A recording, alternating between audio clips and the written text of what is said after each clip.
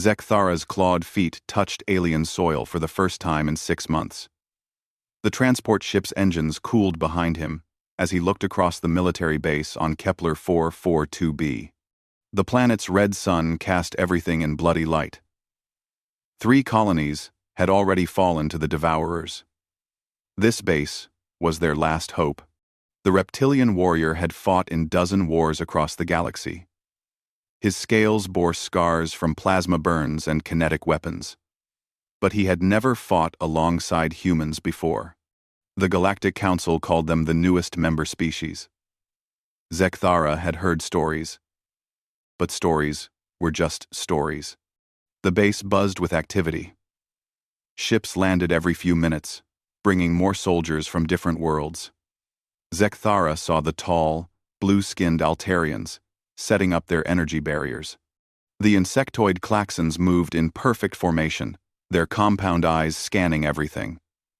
His own people, the Vorthok, gathered near the armory to check their weapons. Then he saw the humans. They moved differently than the other species. Not better or worse. Just different. Where other aliens worked in groups, the humans seemed to work as individuals who thought like a group. They set up their equipment with quiet efficiency. No wasted motion. No unnecessary talking. Zekthara watched a human female directing the placement of defensive turrets. She was smaller than him, maybe half his weight. Her dark hair was pulled back tight. Her uniform said, Min, on the name tag. She pointed to different locations, and humans moved to follow her orders without question. Impressive, are they not? Zekthara turned to see Commander Thys approaching. The klaxon's wings buzzed softly as he walked. They seem organized, Zekthara replied. More than organized. Watch them work. Zekthara watched. The humans had transformed their section of the base in half the time it took other species. Their tents stood in perfect rows. Their weapons were cleaned and ready. Their vehicles parked in formations that allowed quick escape or attack. They treat this like they have done it 1,000 times before, Commander Thys said. Perhaps they have. That evening, all species commanders gathered for the first briefing. The human captain stood at the front of the room. Her name tag read, Min, J. She was young for a commander, maybe 30 cycles old. Her eyes were dark and calm. I am Captain Min Ji-woo, she said in clear galactic standard. The Devourers have taken 3 colonies in this system. We estimate 40,000 civilian casualties so far. She activated the holographic display. Red marks showed Devourer positions. Green marks showed their forces. The enemy uses biological weapons and swarm tactics. They convert living beings into more soldiers. Every person they capture makes them stronger. The other commanders shifted uncomfortably. This was not new information, but hearing it stated so plainly was unsettling. Traditional defensive strategies will not work, Captain Min continued. The Devourers do not fear death. They do not retreat. They do not negotiate. What do you suggest? Asked Commander Thys. We hunt them. The room fell silent. Hunt them? Most species preferred defensive positions and overwhelming firepower. Hunting implied getting close to the enemy. Explain this hunting, said General Korthak of the Vorthak. Captain Min touched the display. The view zoomed in on Devourer positions. We locate their breeding centers. We destroy their food supplies. We attack their weak points and disappear before they can respond. We make them chase us into prepared kill zones. Zekthara leaned forward. This was not how civilized species fought wars. This sounded like the tactics of primitives. You suggest we become like guerrilla fighters? General Korthak asked. I suggest we become like hunters, Captain Min replied. The Devourers are not soldiers. They are predators. To defeat a predator, you must think like one. After the briefing, Zekthara found himself walking the base perimeter. The night air carried strange scents from the alien vegetation. He was not alone. A human male walked beside him, weapon ready but casual. Sergeant Park Seung-ho. The human introduced himself. He was younger than Captain Min, but his eyes held the same calmness. Zekthara, third Talon of the Vorthak. They walked in silence for several minutes. Then Park spoke. Your people have strong honor codes, yes? Rules about how warriors should fight? Of course. Honor separates us from beasts. Park nodded. My people had such codes once. Long ago. But we learned something. What did you learn? Honor is a luxury. When someone threatens your family, your home, your people, honor becomes less important than winning. Zekthara's neck scales bristled. Without honor, what separates a warrior from a murderer? Park stopped walking and looked at him directly. Choice. A warrior chooses when to kill. A murderer just kills. And humans choose to abandon honor? Humans choose to do whatever is necessary. If honor wins the fight, we use honor. If dirty tricks win the fight, we use dirty tricks. If we must become monsters to stop monsters, then we become monsters. Park's words made Zekthara uncomfortable, but he could not say why. The next morning brought their first test. Devourer scouts approached the base. Not a full attack, just probing for weaknesses. Standard procedure called for defensive positions and measured response. The humans had other ideas. Zekthara watched from the command center as Captain Min deployed her forces. Instead of meeting the scouts head-on, her soldiers moved to flanking positions. They let the Devourers get close to the base defenses, then attacked from behind. The fight lasted 3 minutes. When it ended, 18 Devourer scouts lay dead. 0 human casualties. But that was not what disturbed Zekthara. What disturbed him was how quickly the humans switched from friendly conversation to lethal efficiency and back again. One moment, Sergeant Park was joking with a Klaxon engineer about food preferences. The next moment, he was coordinating precise fire patterns that cut down Devourers with mechanical precision. Then he went back to joking about food as if nothing had happened. The other species celebrated the victory. Commander Thys praised the tactical success. But Zekthara felt uneasy. That night, he heard human soldiers talking around their campfire. They discussed the day's battle, like mechanics discussing repairs. No emotion, no excitement, no regret. Next time, they will bring more scouts, one human said. Good, another replied. More targets. They laughed. But it was not the laugh of soldiers relieved to survive. It was the laugh of predators looking forward to the next hunt. Zekthara realized something that made his scales crawl with unease. The humans were not just willing to fight the Devourers. They wanted to. The alert sirens screamed across the base at dawn. Zekthara jolted awake as emergency lights flashed red throughout the barracks. Commander Thys's voice crackled over the communications system. All units to transport stations immediately. Devourer assault. On mining colony. 7. Full deployment. Authorized. Zekthara grabbed his weapon and armor, moving with trained efficiency. Around him, other Vorthak warriors prepared for battle. In the distance, he could hear similar activity from the Altarian and Klaxon barracks. The human section was silent. This struck Zekthara as odd until he reached the landing pad. The humans were already there, fully equipped and loading into their transport ships. Captain Minji Wu stood near the lead ship, checking her weapon with casual movements. Sergeant Park Seung-ho was reviewing tactical displays with other human soldiers. How did they prepare so quickly? Zekthara asked Commander Thys. They sleep ready for war, Thys replied, his wing membranes twitching with nervousness. The transport ships launched within minutes. Zekthara found himself seated across from 3 human marines. They sat in relaxed positions, weapons across their laps, eyes closed, but they were not sleeping. Their breathing was too controlled, too measured. They were conserving energy like predators before a hunt. Other species filled the transport with nervous chatter. The Altarians discussed defensive formations. The Klaxons shared intelligence updates. The Vorthak sharpened their claws and tested their armor seals. The humans remained silent. 20 minutes into the flight, the pilot announced incoming fire. The transport shook as enemy weapons struck the hull. Emergency systems activated. Oxygen masks dropped from the ceiling. Panic rippled through the alien soldiers. Some prayed to their gods. Others checked their equipment frantically.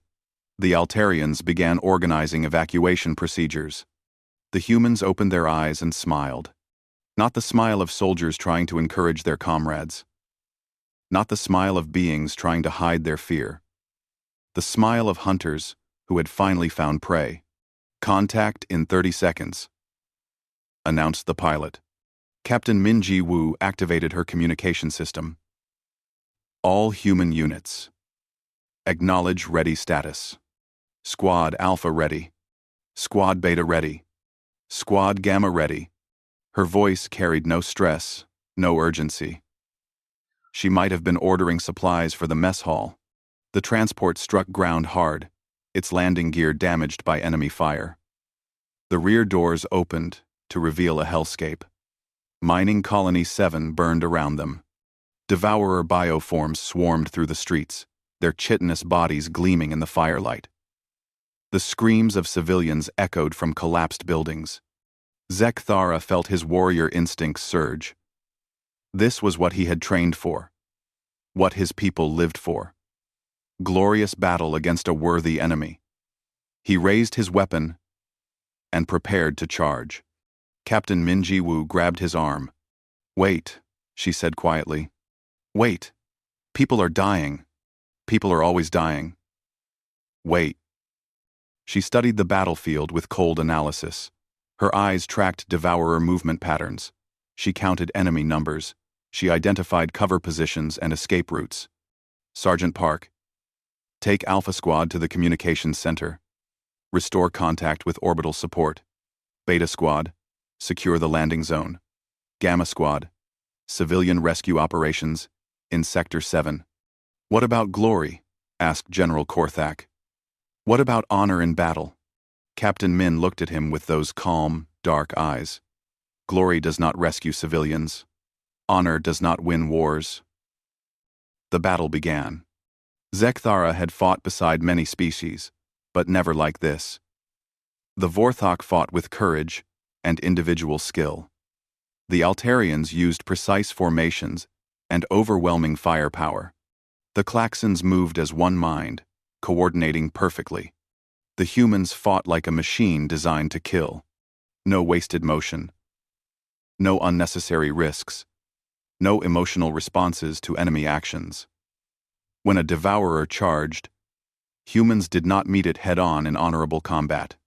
They created crossfire zones that cut it down before it could reach them. When enemy forces gathered for attack, humans did not prepare defensive positions. They called down orbital strikes on the gathering points while the devourers were still organizing. When civilians were trapped in burning buildings, humans did not send their strongest warriors. They sent their smallest soldier through ventilation systems to unlock doors from inside, then used explosive charges to create new exits. Zekthara found himself fighting beside Sergeant Park in the colony's main street. A group of devourers had cornered 20 civilian miners in a collapsed shelter. Standard rescue protocol required careful approach to avoid civilian casualties. Park studied the situation for 10 seconds, then activated his communication system. "I need a diversion at Grid 77 Alpha. Duration 30 seconds.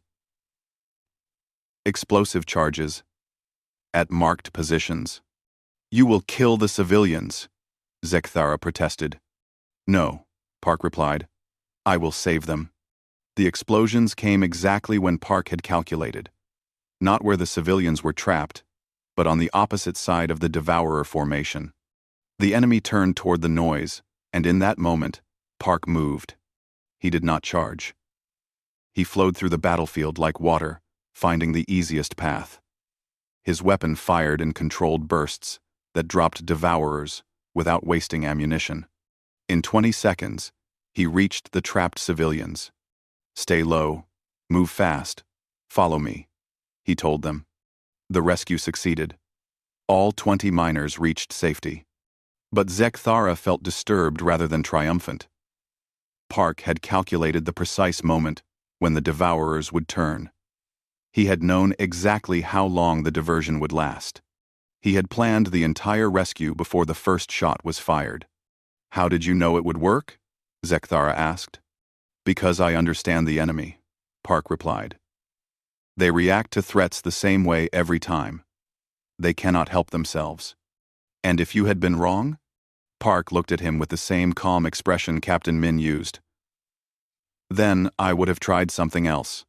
The battle ended after 6 hours. The colony was saved, though much of it lay in ruins. Casualty reports came in. 43 alien soldiers wounded. 12 killed. The devourers had lost over 200 bioforms. Human casualties. 0 wounded, 0 killed. That evening, Zekthara found Dr. Elena Vasquez, the human medic, treating wounded aliens in the medical center. She worked with gentle efficiency, her hands steady as she repaired damaged organs and sealed wounds. You fight like demons, Zekthara told her, but you heal like angels. Dr. Vasquez looked up from her work. We are neither demons nor angels. We are human. Sometimes that means we must be terrible. Sometimes it means we must be kind. Today, we had to be both. She returned to her work, but Zekthara noticed something that made his scales prickle with unease. While she treated the wounded aliens with compassion, her eyes studied their anatomy with scientific interest. She was learning their weaknesses, even while healing their injuries. That night, Zekthara could not sleep. He walked through the ruined colony, thinking about what he had seen. The humans had saved the day, rescued the civilians, and won the battle. So why did he feel like he had seen something terrible? The deep reconnaissance mission began before dawn. 12 soldiers from 6 different species crept through the dark forests of Kepler 442b. Their target lay 50 kilometers behind enemy lines, a suspected devourer breeding facility. Zekthara moved carefully through the alien vegetation, his reptilian senses alert for danger. The mission team included 2 Vorthak warriors, 2 Altarian scouts, 2 Klaxon infiltrators, 2 insectoid Zerathi, and 4 humans. Captain Min Jiwoo led the mixed unit with Sergeant Park Seung-ho as her second. The forest felt wrong. No animal sounds, no insect buzz. Even the plants seemed twisted, their leaves darker than natural. The devourers had been here long enough to change the ecosystem itself. Contact ahead, whispered Scout Leader Vex of the Altarians. The team stopped. Through his scope, Zekthara saw a patrol of 6 devourer bioforms moving along a forest path. The creatures walked on 4 legs, but could rear up on 2 when fighting. Their mouths held rows of sharp teeth, and their arms ended in bone claws that could cut through most armor. Standard protocol called for letting the patrol pass, then continuing the mission. Fighting would risk detection. Captain Min had other ideas. Zek's team, Elimination Pattern 3, she whispered into her communicator. Wait, said Scout Leader Vex. We should avoid contact. The mission requires intelligence, Captain Min replied. Dead enemies provide intelligence. Before anyone could object, Sergeant Park was moving. He flowed through the forest like a shadow, his footsteps making no sound on the forest floor. The other humans spread out to support positions. Zekthara watched in fascination and growing unease as the humans coordinated their attack. No hand signals. No whispered commands. They moved like parts of the same organism, each knowing exactly where the others would be. The attack lasted 8 seconds. 6 devourer bioforms died without making a sound. The humans emerged from their positions to examine the bodies. Dr. Elena Vasquez, who had joined the mission as their medical officer, knelt beside one corpse and began taking samples. Excellent muscle density, she murmured, cutting into the creature's limbs. And look at this bone structure. Much stronger than our initial estimates. Why are you studying the dead? Asked infiltrator Zeke of the Klaxons. To understand how to kill the living, Dr. Vasquez replied, without looking up. The mission continued. As they moved deeper into enemy territory, Zekthara noticed the humans becoming more focused. Not tense or nervous like the other species, but focused like hunters closing on prey. After 6 hours of careful movement, they reached their target. The Devourer breeding facility sprawled across a wide valley. Bioorganic structures grew from the ground like massive fungi.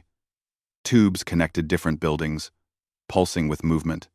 And everywhere, captured civilians from the fallen colonies hung in cocoons, slowly being converted into new Devourer bioforms. Great ancestors, whispered General Korthak through the communication link. There must be thousands of them.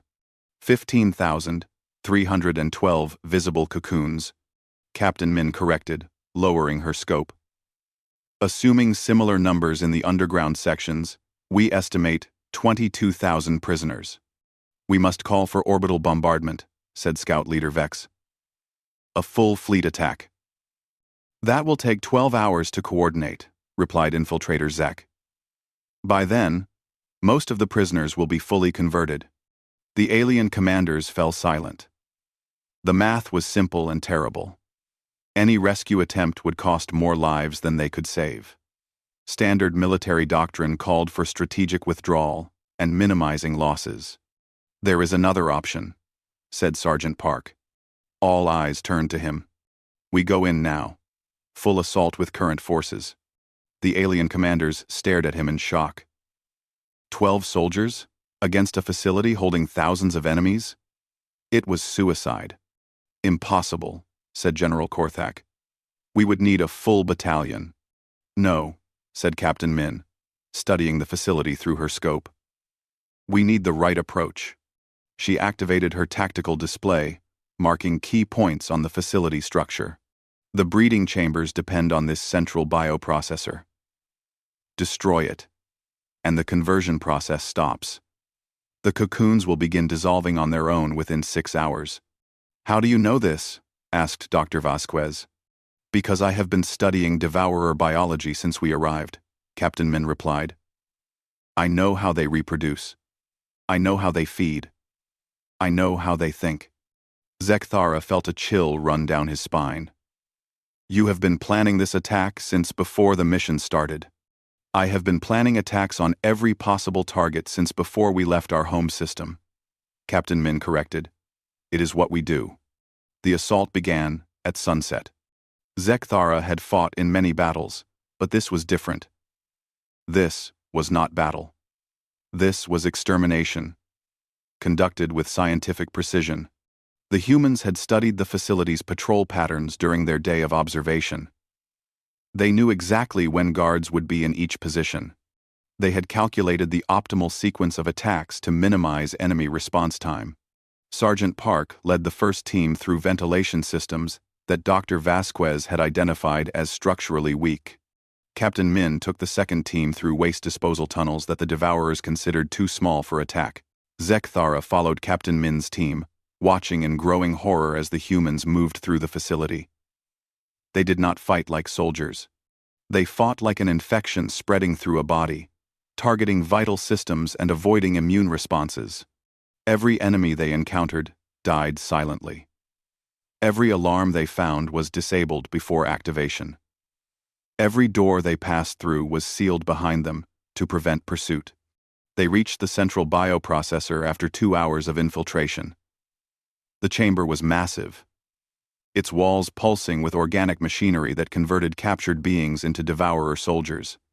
Charges placed, reported Sergeant Park. Detonation in 60 seconds. All teams, extraction route Alpha, Captain Min ordered. They moved through the facility's corridors as explosions began behind them. But these were not random explosions. The humans had calculated exactly which supports to destroy, which power conduits to sever, which pressure systems to overload.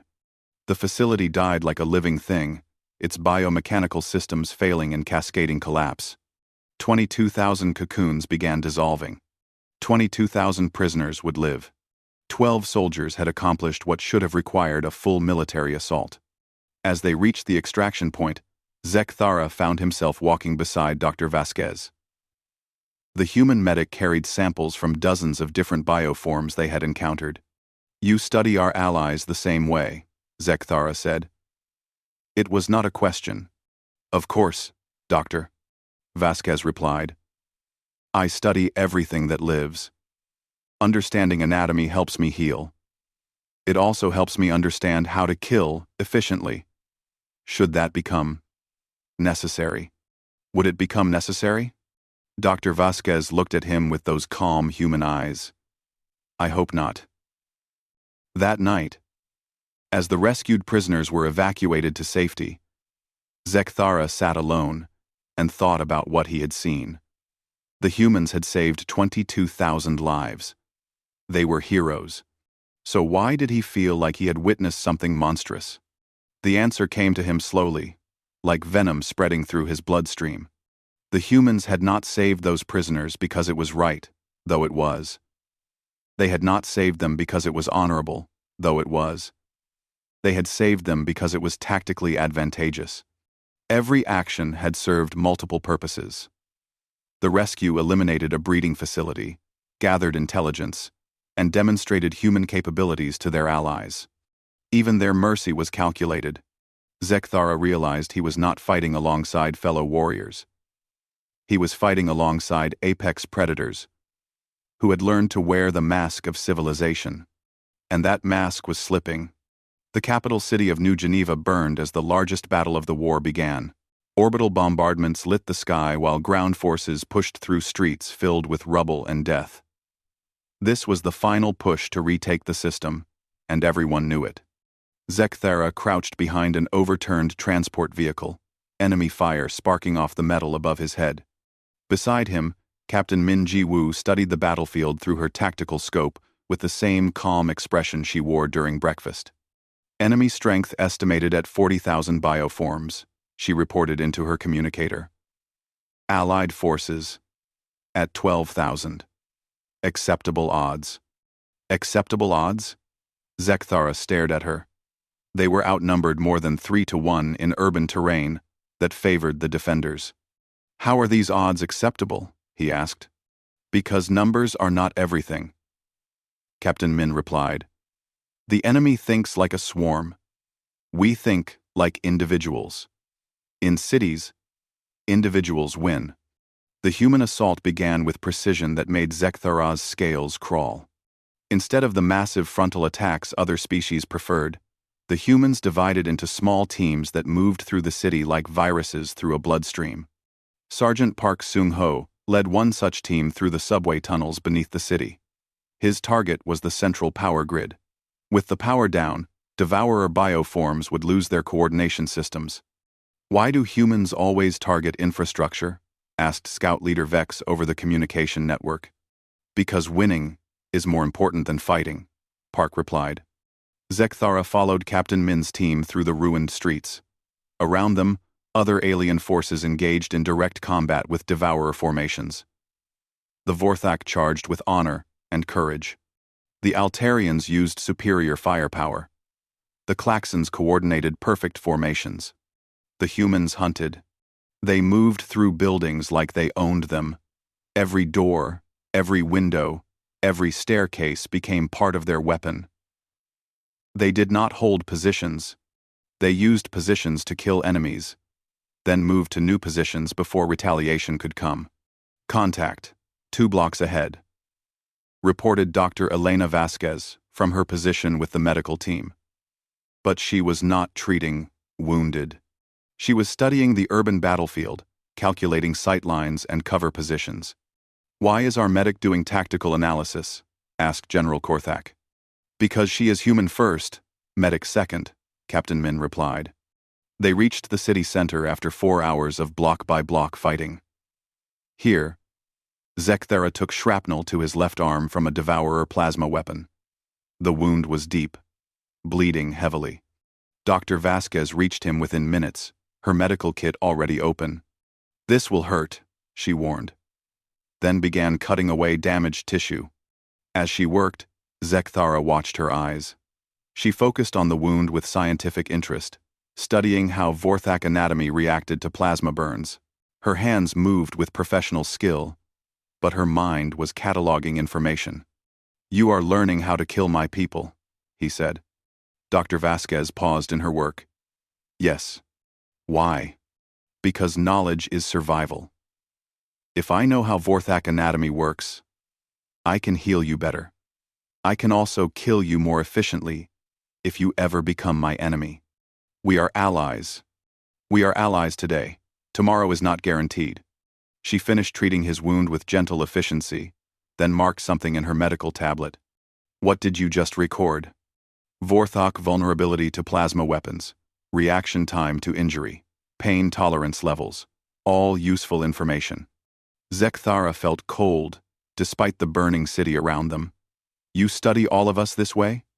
"I study everything that lives. It is what we do." The team pushed deeper into the city center. Here, they found something that made even Captain Min pause. A basement shelter held 20 civilian families, trapped by rubble from orbital bombardment. Above them, a devourer nest had taken root in the destroyed building. The enemy was using the civilians as bait. Kill the devourers, and falling debris would crush the families.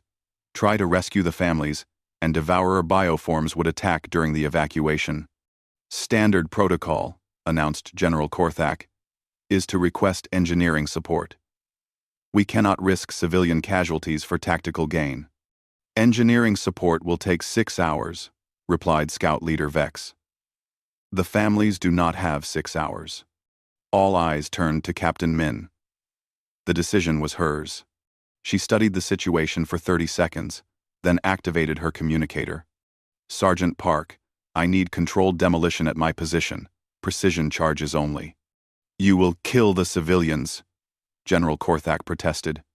"No," Captain Min replied. She explained her plan with cold logic. Precise explosive charges would collapse specific sections of the building, creating a controlled avalanche that would bury the devourer nest while opening escape routes for the civilians. "The margin for error is tiny," warned Dr. Vasquez.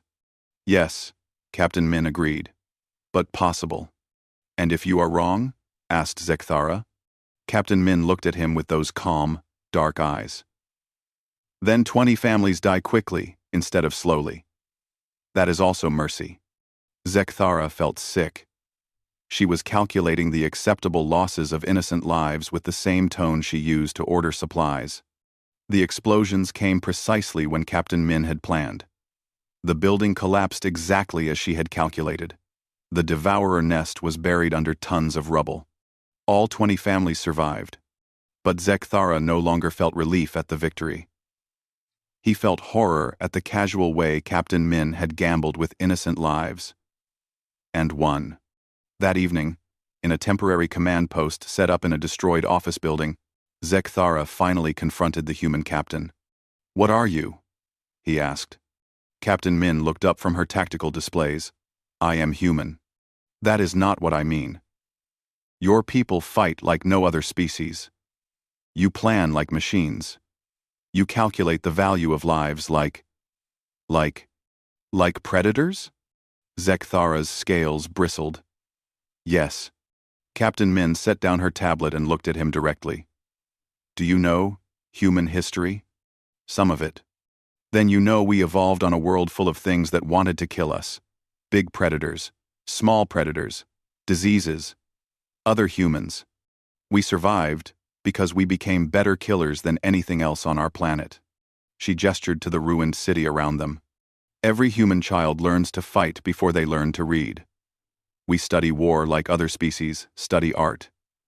We prepare for violence like others prepare for festivals. But you also save lives. You heal the wounded. You protect civilians." "Yes, because we learned something else. Fighting is easy. Any animal can fight. Choosing when to fight, when to show mercy, when to protect instead of destroy, that is hard.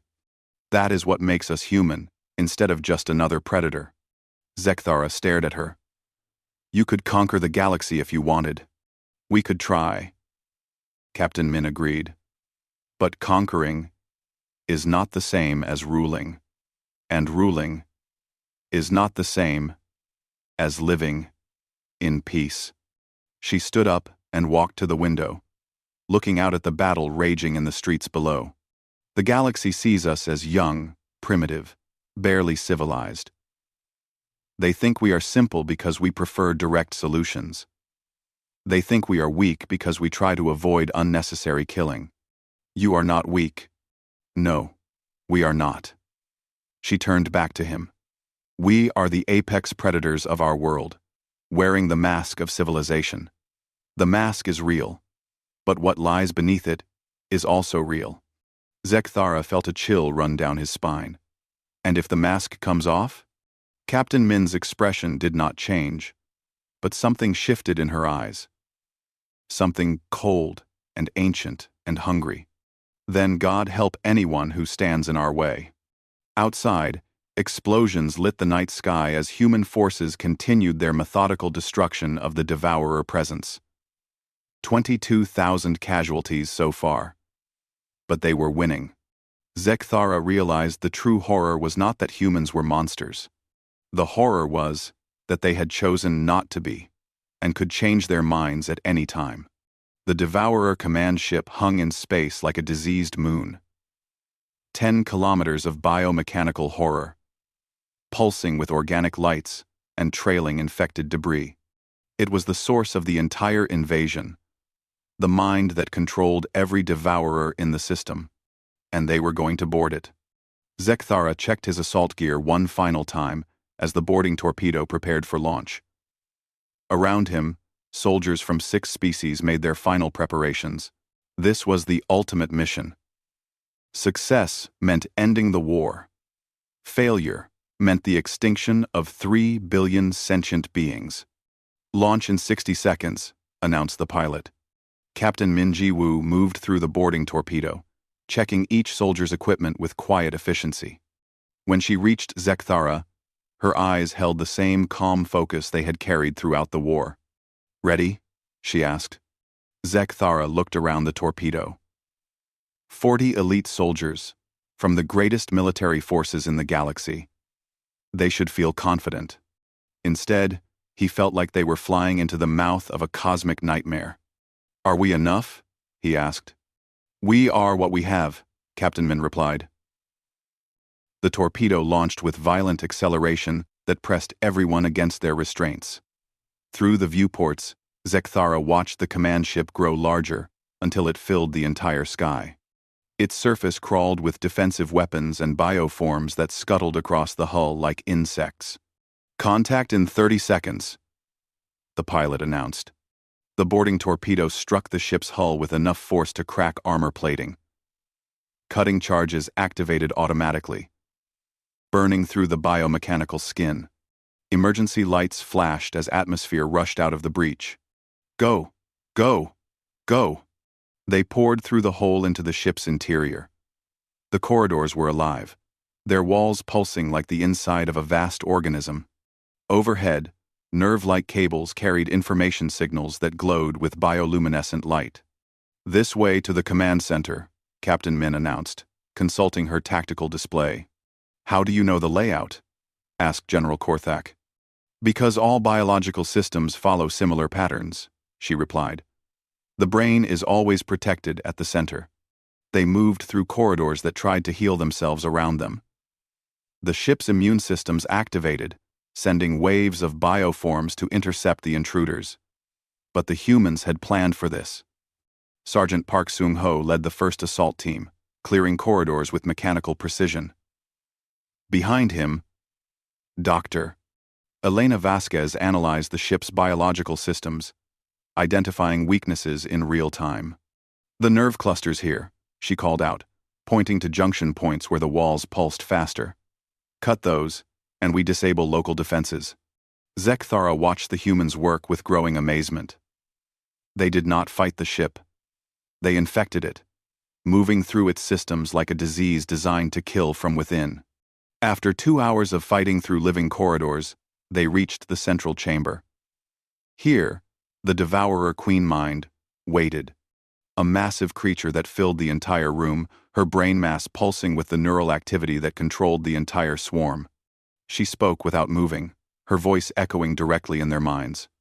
Why do you resist? We offer immortality, unity, peace through consumption. Because we choose freedom, replied Captain Min. Freedom is chaos. We bring order. Your order means death for everything that is not you. The Queen Mind's mental laughter was like acid on their thoughts. And what do you bring? You humans are killers, predators. You murder your own kind. How are you different from us? 1. Captain Min stepped forward, her weapon trained on the Queen's massive brain. We choose when to kill. You only know how to consume. The final battle began. The Queen Mind called every remaining bioform on the ship to defend her. The corridors filled with chittering, clawed creatures that threw themselves at the assault team with suicidal fury. But something happened then that Zekthara would remember for the rest of his life. Sergeant Park took a plasma blast to the chest that should have killed him instantly. He went down hard, blood pouring from the wound. Dr. Vasquez rushed to treat him, but the damage was too severe, and the human's mask came off. The change was instant and terrifying. Captain Min's calm expression twisted into something primal and hungry. Her movements became fluid and deadly. When she fired her weapon now, it was not with calculated precision. It was with rage. The other human soldiers followed her lead. They stopped fighting like a military unit and started fighting like a pack of predators defending their wounded. Zekthara had seen humans in combat before. This was different. This was what they truly were beneath the civilization. They flowed through the enemy formations like liquid death, their weapons fired in perfect coordination, without any communication. They anticipated each other's movements with the instinct of creatures that had hunted together for millions of years. The bioforms never had a chance. In 10 minutes, every devourer in the chamber was dead. The humans stood among the carnage, their breathing controlled, their movements still deadly. Then Dr. Vasquez looked up from Park's body and said, "He is stable." The wound missed his major organs. Just like that, the mask slipped back into place. Captain Min's expression returned to calm professionalism. The humans became soldiers again, instead of predators. But Zekthara had seen what lay beneath. The Queen Mind was dying, her massive brain shutting down as her connection to the swarm was severed, but her mental voice still echoed in their heads. Now you know what they truly are. How long before they turn that hunger on you? Captain Min walked to the dying creature and looked down at her with those calm, dark eyes. We know what we are, she said quietly. We have always known. The question is whether we choose to be more than our nature. And if you choose not to be, then the galaxy will burn. The Queen Mind died with a sound like tearing silk inside their minds. Across the system, every devourer bioform stopped moving as their controlling intelligence shut down. The war was over. But as they prepared for extraction, Zekthara found himself alone with Captain Min in the ship's command center. Your people terrify me, he said. Good, she replied. Fear keeps you honest. Will you conquer us? When this war is over, will you turn your weapons on your allies?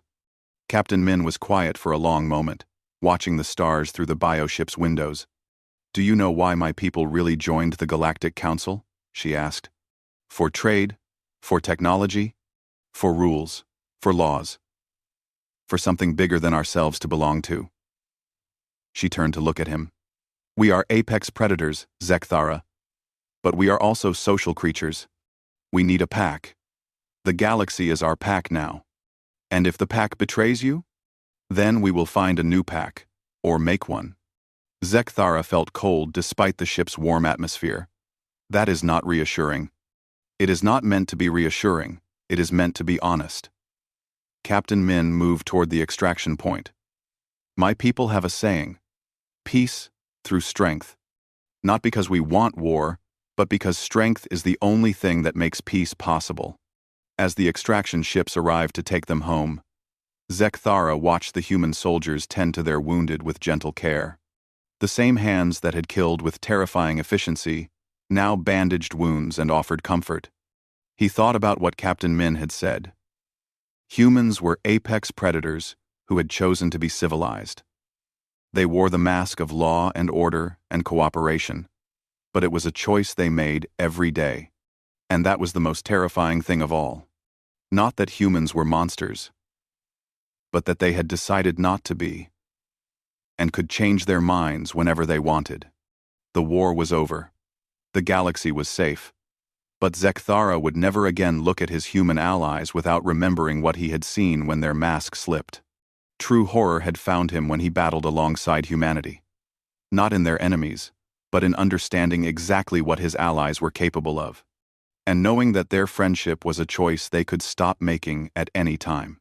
But as Sergeant Park smiled weakly from his medical stretcher and thanked Zekthara for watching his back during the fighting, the Vorthak warrior realized something else. Sometimes the most dangerous predators made the most loyal friends. As long as you never forgot what they truly were,